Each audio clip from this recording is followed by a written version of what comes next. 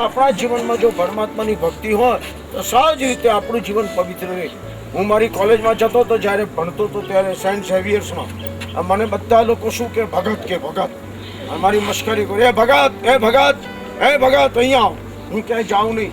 છોકરીઓ અને છોકરાઓ સાથે બેઠા હોય, માકડા પર મસ્તી કરતા હોય, ગંદા શબ્દો બોલતા હોય, ઈલું ઈલું કરતા હોય, આપણે પૂછાય નહીં. હું તો હતો ભગવાનનો ભક્ત, અને ભગવાનનો ભક્ત હોવાથી મારામાં ઉત્પન્ન થઈ હતી મૈત્રી, અને બીજા નંબરમાં ઉત્પન્ન થઈ હતી શુદ્ધિ. વાત જ નહીં, કોઈની સાથે કોઈ માથાકૂટ નહીં. એક નિશાની મેં બનાવી હતી, મોટો ચાંદલો, આટલો મોટો મોટો બદામ જેટલો ચાંદલો કરવો જોઈએ. પછી તમે ગમે તે જાઓ ને દુનિયામાં, તમારી સાથે ગરબડવી નહીં કરે.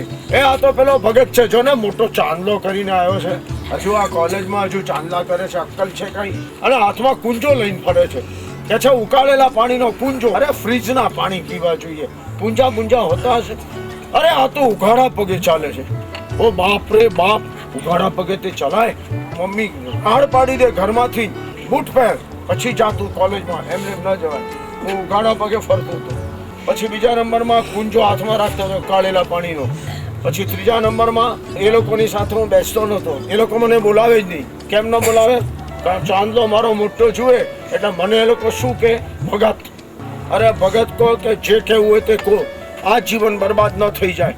આ સફેદ રંગની ચાદર આ કાળી ન થઈ જાય, જીવનરૂપી ચાદર, એની બહુ ચિંતા છે ભાઈ. તમારા લોકોની દોસ્તીની કોઈ પરવા નથી.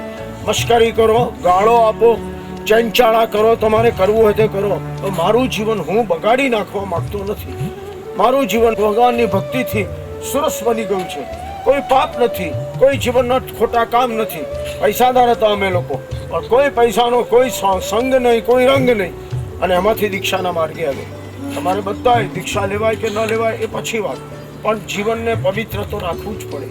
જીવનમાં જ્યાં ત્યાં ભટક્યા કરો, જ્યાં ત્યાં આંખો ભટકે, જે તે ખવાઈ જાય, અભક્ષ્ય પણ ખવાઈ જાય, એ બધું ન કરવું હોય તો ભક્તિ જીવનમાં કેળવવી પડે.